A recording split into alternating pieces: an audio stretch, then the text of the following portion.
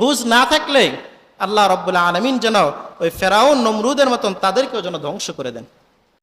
আর বর্তমান তো এমন একটা যুগ আমরা বসবাস করতেছি যে প্রত্যেকটা স্মার্টফোনেই এখন বর্তমান এক একটা মিডিয়া। এই যে ভাইদের উপরে এত আক্রমণ, এত নির্যাতন, এত জুলুম, তো যারা করতেছে তাদের এই চিত্রগুলা তো ঠিকই ওই ক্যামেরা বন্দী হয়ে থাকতেছে। দুনিয়ার জীবনেই দেখবেন একটা সময় তারা এর প্রতিফল ঠিকই পাবে, আর আখেরা তো আছেই। বিগত কয়েকদিনের মধ্যে বাংলাদেশের ছাত্র সমাজ কোটা বিরোধী আন্দোলন করতে গিয়ে যারা জুলুমের শিকার হয়েছেন, এই পর্যন্ত প্রায় 50 জনেরও বেশি শাহাদাত বরণ করেছেন। তো আল্লাহ পাক রব্বুল আলামিন যেন প্রত্যেকটা ভাইকে শাহাদাতের মর্যাদা দিয়ে জান্নাতের সবুজ পাখি হিসাবে যেন তাদেরকে জান্নাতের মধ্যে ঘোরার তৌফিক দান করুন, সকলে বলে আমিন। স্বাধীনতা যুদ্ধের পরে বাংলাদেশের মধ্যে এখনো পর্যন্ত এতটা নির্মমভাবে কখনো ছাত্র সমাজের উপর কখনো এতটা নির্যাতন করা হয় নাই, যেটা 1952 সালে অল্প কিছু ভাইদের বুকের মধ্যে গুল্লি নিক্ষেপ করার কারণেই সেখান থেকে আমাদের মাতৃভাষা বাংলা ভাষা আমরা পেয়েছিলাম সালাম রফিক। তাদের শাহাদাতের বদৌলতে আমরা পেয়েছিলাম আমাদের সেই মাতৃভাষা বাংলা ভাষা। স্বাধীনতার এত বছর পরে এসে আবারও শুধু একটা দাবি দাওয়া আদায় করতে গিয়ে, যে দাবিটা শতকরা 90% মানুষের উপরে যৌক্তিক, যে বাংলাদেশের শিক্ষা বর্তমানে এমন একটা অবস্থা যে এত কষ্ট করে লেখাপড়া করে চাকরির ক্ষেত্রে গেলে আমাদের চাকরির আর কোনো মাধ্যম পাওয়া যায় না। যেই কোনো জায়গার মধ্যে আমরা চাকরির ক্ষেত্রে যাই বলে কোনো সুযোগই নাই, টাকা পয়সা দিলেও সুযোগ পাওয়া যায় না, বিশেষ করে সরকারি চাকরিগুলা। তার সবচেয়ে বড় কারণ হচ্ছে সেখানে একটা কোঠা প্রথা দিয়ে রাখছে, যার কারণে বিভিন্ন কোঠার মাধ্যমে অনেক অযোগ্যরা তারা যোগ্য ব্যক্তির চেয়ারটা দখল করে নেয়। আর এ তো বড় বড় বিশ্ববিদ্যালয়ের মধ্যে লেখাপড়া করে এক একজন কত মেধাবী ছাত্র, সেই মেধাবী ছাত্ররা সেখান থেকে গ্র্যাজুয়েশন করে অনার্স মাস্টার্স করে বিসিএস করে বাংলাদেশের কোনো একটা খাতে চাকরি করতে পারে না। কারণ কি? কারণ ওই যে অযোগ্যরা যোগ্যর জায়গা দখল করে নিয়ে আসছে। আর এই কারণেই আমাদের দেশ দিন দিন, যদিও বলে আমরা উন্নতি, কিন্তু দিন দিন আমরা অবনতির দিকেই যাচ্ছি। যে জিনিসটা 1 বছর আগে আমরা 15 টাকা দিয়ে কিনে খাইতাম, সেটা আমাদের এখন কিনে খাওয়া লাগে 50 টাকা দিয়ে। তা আবার অনেকে বলে এটা নাকি উন্নতি। তো উন্নতি যদি এটা বলে, তো অবনতি কোনটা? তো এই অবনতির সবচেয়ে বড় কারণ হচ্ছে অযোগ্যরা আমাদের যোগ্যতার স্থানে দখল করে আসছে। যেখানে যোগ্য মানুষদের থাকার কথা ছিল, নীতিবান মানুষের থাকার কথা ছিল, সেখানে নীতিবান মানুষগুলা না থেকে যত চোর বাটপার ছিনতাইকারী রাহাজানি মদ খায় গাঞ্জা খায়, এগুলা সবগুলা বসে আছে ওই জায়গার মধ্যে।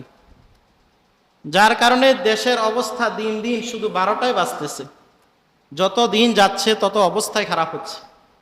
একটা সময় এমন একটা অবস্থা ছিল, যখন একটা মানুষ মৃত্যুবরণ করলে, একটা মানুষকে যদি মারা হতো, তখন গোটা দেশ শোকে কাতর হয়ে যেত।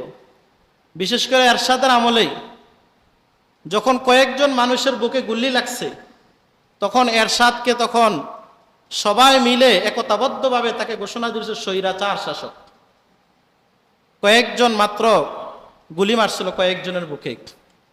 আর আমরা এখন দেখি সামান্য থেকে সামান্য কিছু একটা হতে না হতেই সরাসরি গুলি মারতেছে, কোনো দ্বিধা বিভক্ত নাই, মানে কোনো ইনসাফ নাই। যেভাবে পারতেছে পাখির মতো গুলি করে এভাবে মারতেছে। না হয় গতকালকে একটা দিন বাংলাদেশের ইতিহাসে কতগুলা মানুষ, শুধু তো তারা সাধারণ মানুষ না, ট্যালেন্টেড মানুষ, তাদের মেধা আছে, এই জাতিকে দেওয়ার মতন তাদের অনেক কিছু ছিল, কিন্তু তাদেরকে সেই দেওয়া থেকে বঞ্চিত করে বরং একবারের তরে চিরতরে তাদেরকে দুনিয়া থেকে বিদায় করে দেওয়া হয়েছে।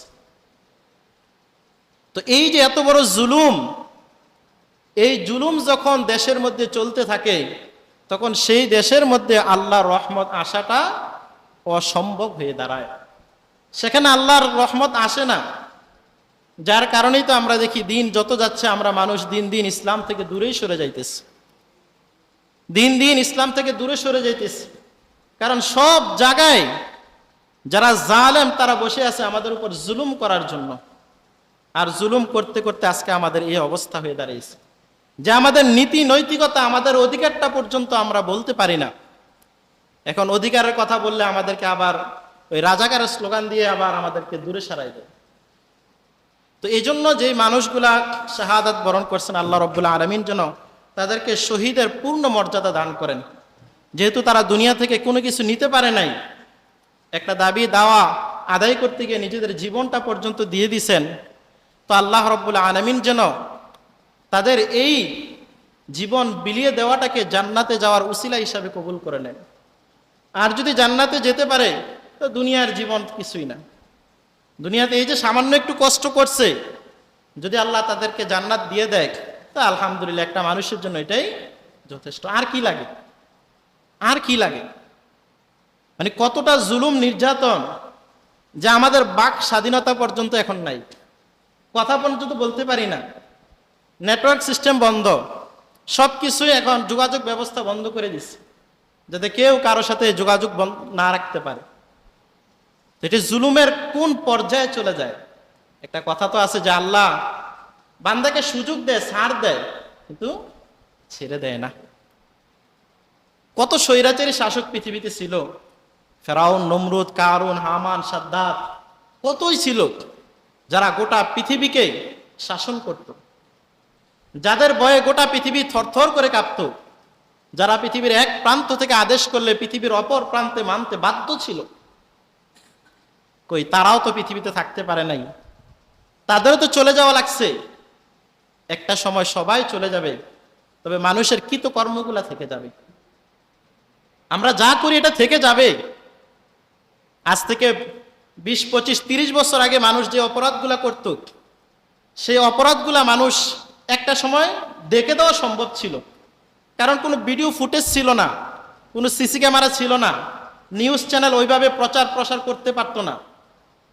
আর বর্তমান তো এমন একটা যুগ আমরা বসবাস করতেছি যে প্রত্যেকটা স্মার্টফোনেই এখন বর্তমান এক একটা মিডিয়া। এই যে ভাইদের উপর এত আক্রমণ, এত নির্যাতন, এত জুলুম, তো যারা করতেছে তাদের এই চিত্রগুলা তো ঠিকই ওই ক্যামেরা বন্দী হয়ে থাকতেছে। দুনিয়ার জীবনেই দেখবেন একটা সময় তারা এর প্রতিফল ঠিকই পাবে। আর আখেরাত তো আছেই যে একটা মানুষকে অন্যায়ভাবে হত্যা করলে, একটা মানুষকে অন্যায়ভাবে শাহাদাত বরণ করাইলে কি যে শাস্তি হবে, এটা শুধু চক্ষুটা বন্ধ হওয়ার পরেই বুঝতে পারবে। দুনিয়ায় থাকতে যদি আল্লাহ শাস্তি নাও দেয়, কিন্তু একটা সময় এই কাজগুলোর জন্য কত আফসোস করবে। দুনিয়ার ক্ষমতা, দুনিয়ার বাহাদুরি কি? আজকে ক্ষমতা চেঞ্জ হলে কালকে কেউ কাউকে চিনবে না, নেতা কর্মীকে চিনবে না, চিনার সময় আছে। নেতারা তো হুঁশ নাই, নেতা দৌড় পারতে পারতে হুঁশ নাই, আর কর্মীরা খবর নেবে কখন? অথচ সাধারণ মানুষগুলা এখন বিবেক বুদ্ধি হারিয়ে তারা মানুষগুলার উপর, এই সাধারণ ছাত্র সমাজের উপর কি নৃশংস অত্যাচার, নির্যাতন। তো এগুলার প্রতিদান একদিন আল্লাহ এই দুনিয়াতেও দিবে, আবার আখিরাতেও দিবে। তো আল্লাহর কাছে দোয়া করি শুরুতে, আল্লাহ রাব্বুল আলামিন যেন এই সমস্ত ভাইদেরকে জান্নাতের মেহমান হিসাবে কবুল করেন, শাহাদাতের মর্যাদা দান করেন, এবং তারা যেই জিনিসটার জন্য এত কষ্ট স্বীকার করলেন, এই জিনিসের পরিপূর্ণ প্রতিফলনটা যেন বাংলার সাধারণ মানুষ পায়। আল্লাহ রাব্বুল আলামিন সকলকে যেন সেই সহি বুঝ দান করেন, তাদেরকে হেদায়েত দান করেন, বুঝার মতন তৌফিক দান করেন। বুঝ না থাকলে আল্লাহ রাব্বুল আলামিন যেন ওই ফেরাউন, নমরুদের মতন তাদেরকেও যেন ধ্বংস করে দেন।